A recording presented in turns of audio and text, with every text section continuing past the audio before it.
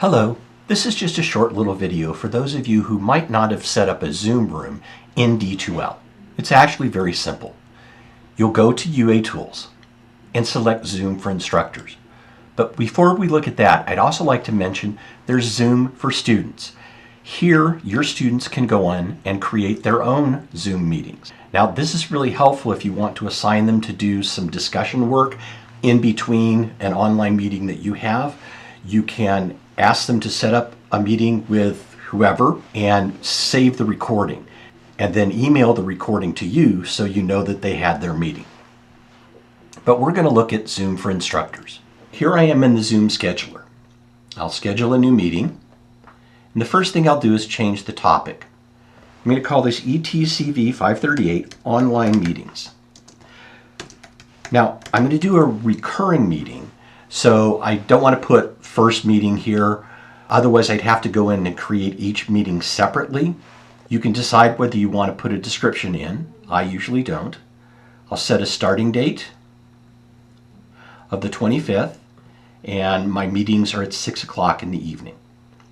For duration, you can leave this at an hour. You can actually go on longer than that. The meeting doesn't automatically end after an hour. So to be honest, I'm not quite sure why they have this requirement. It's a recurring meeting. I will do it weekly, and I'm going to switch this to Wednesdays and put an ending date on. Now, last day of classes is the 6th, so I'll put that. And I now have the option to set video. I usually have video on for both myself and the participants. This way, if the students come in before I'm in the meeting, they can talk to each other just like they would do if they were in a face-to-face classroom. Leave the audio set to both.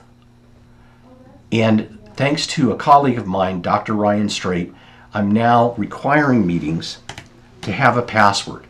It turns out if you type in the URL for Zoom and just type in a random number, and there happens to be a meeting at that time with that number, you can actually crash the meeting. So this just makes sure that the students are the only ones who can get in the meeting. If you choose to do this option though, make sure that you tell them this in the announcements, in a welcome message, and let them know that it's for both the recordings and the meeting.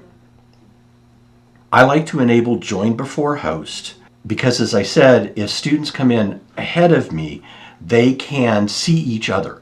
If you don't do this, they get a little box that says waiting for the meeting host. You can also choose if you want to record the meeting automatically. I usually don't do this because I come in about 30 minutes before the meeting, and my students start dribbling in anywhere from about 15 to 10 minutes before. So if you do enable recording meeting automatically, you get about 10 or 15 minutes of yourself looking at your screen as you're checking email or doing whatever it is before in the meeting. And then as the students dribble in, you kind of capture those conversations too. So I like to be in control and turn the recordings on myself. But because of this, I have a post-it note on my computer that says, remember to record the meetings. So I'll click Save.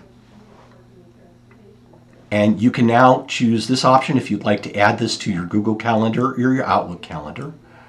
I'm going to look at all of the sessions. That looks good. And if I go back to UA Tools, Zoom for Instructors, this is another way that I can see the meetings.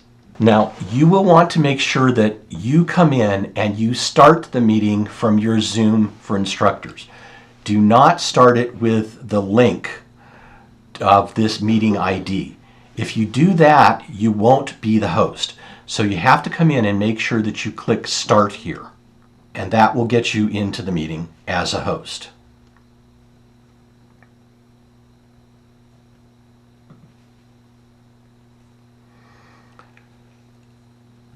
All of the meetings will be added to the course calendar, so this is where the students can come. And again, you don't want to launch the meeting from here.